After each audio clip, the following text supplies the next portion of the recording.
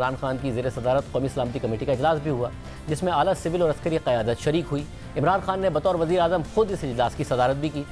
پھر بھی اس اعلامیے میں نہ کسی ملک کا نام لیا گیا، نہ کسی ملک کی طرف سے دھمکی کا کہا گیا، نہ حکومت کے خلاف سازش کا ذکر کیا گیا، نہ عدم اعتماد کے پیچھے بیرونی فنڈنگ کا ذکر کیا گیا، اور نہ ہی ملک کی اپوزیشن قیادت پر اس الزام کا ذکر کیا گیا جو بار بار عمران خان دہراتے ہیں۔ اس کے باوجود عمران خان نے یہ دعویٰ کر دیا کہ سازش کے بیانیے کو قومی سلامتی کمیٹی کی تائید بھی حاصل۔ پاکستان کی نیشنل سیکیورٹی کونسل نے واضح طور پہ کہہ دیا کہ پاکستان کی یہ جو نو کانفیڈنس موشن تھی، اس میں سے بیرون ملک کی انٹرفیرنس تھی۔ وہ سارا کانورسیشن پھر جب بتایا گیا ہماری نیشنل سیکیورٹی کونسل میں، ان منٹس کے اندر یہ چیز کنفرم کی گئی کہ یہ ایک باہر سے پلان بنا تھا۔ جب بار بار یہ جھوٹ بولا گیا، دہرایا گیا، تو 14 اپریل کو D G I S P R major general Babar Iftikhar نے واضح طور پر کہا کہ قومی سلامتی کمیٹی کے اعلامیے میں سازش کا لفظ نہیں ہے، ڈیمارچ صرف سازش پر نہیں کیا جاتا۔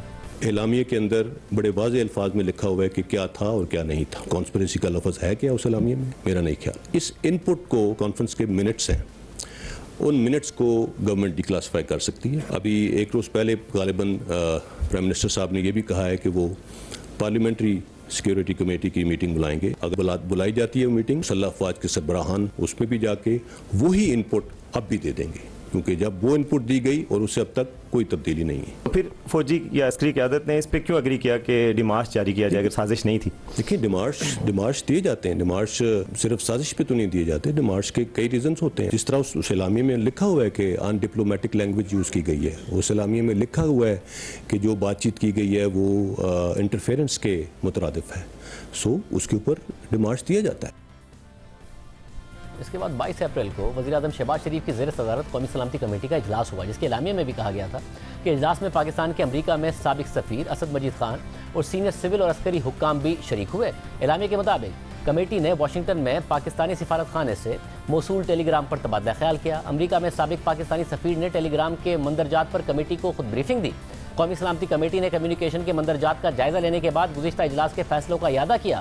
پریمیئر سیکیورٹی ایجنسیز نے ایک بار پھر کمیٹی کو بتایا کہ انہیں کسی سازش کا کوئی ثبوت نہیں ملا، لہذا کمیونیکیشن کے مندرجات، موصول شدہ رپورٹس اور سیکیورٹی ایجنسیز کے پیش کردہ نتائج کا جائزہ لیتے ہوئے قومی سلامتی کمیٹی یہ قرار دیتی ہے کہ کوئی بیرونی سازش نہیں ہوئی۔ اس کے بعد 14 جون کو بھی D G I S P R نے واضح بیان دیا تھا، صاف کہہ دیا تھا کہ قومی سلامتی کمیٹی کے اجلاس میں بتایا گیا تھا کہ کوئی سازش نہیں ہوئی ہے، مگر عمران خان نے مسلسل امریکی سازش کا بیانیہ بنا کر اسے حق و باطل کی جنگ بنا دیا، اپنی سیاست کو جہاد کا نام دے دیا، سیاست، صحافت، عدلیہ اور فوج سب کو سیاست میں گھسیٹ لیا، مخالفین کو امریکی ایجنٹ اور غدار کہہ دیا، انہیں ووٹ دینے کو شرک کے برابر بنا دیا، موجودہ حکومت کو امپورٹڈ حکومت اور میڈیا کو بکاؤ مال قرار دے دیا، عسکری قیادت کو نیوٹرلز کا نام دیا، ان کے لیے میر جعفر، میر صادق، ہینڈلر، سہولت کار اور جانور کے الفاظ استعمال کیے، یہ بھی بتا دیا کہ ان کا ساتھ نہ دیا تو اللہ سوال کرے گا۔ لیکن دوسری طرف خود عمران خان نے امریکی وفد سے ملاقاتیں شروع کر دی۔ حال ہی میں عمران خان نے امریکی لابسٹ اور سابق سفارتکار رابن رافیل سے ملاقات کی اور فواد چودھری نے تسلیم کیا کہ وہ بھی امریکی سفیر سے مل چکے ہیں۔ اس کے علاوہ امریکہ میں تحریک انصاف کے بہتر تاثر اور تعلقات کی بہتری کے لیے $25,000 ماہانہ پر پی آر فرم کو بھی ہائر کیا ہوا ہے۔ اور آج عمران خان کہہ رہے ہیں کہ دو طرفہ تعلقات میں مسئلے آتے ہیں اور حل ہو جاتے ہیں، اس کا یہ مطلب نہیں ہے کہ کٹی ہی ہو گئی۔ بائیلیٹرل ریلیشن شپ میں مسئلے آتے ہیں، وہ حل ہو جاتے ہیں، اس کا یہ نہیں مطلب کہ کٹی ہو جاتی ہے کسی سے۔ ہم نے فواد چودھری کو پروگرام میں شرکت کی دعوت دی، انہوں نے جواب ہی نہیں دیا۔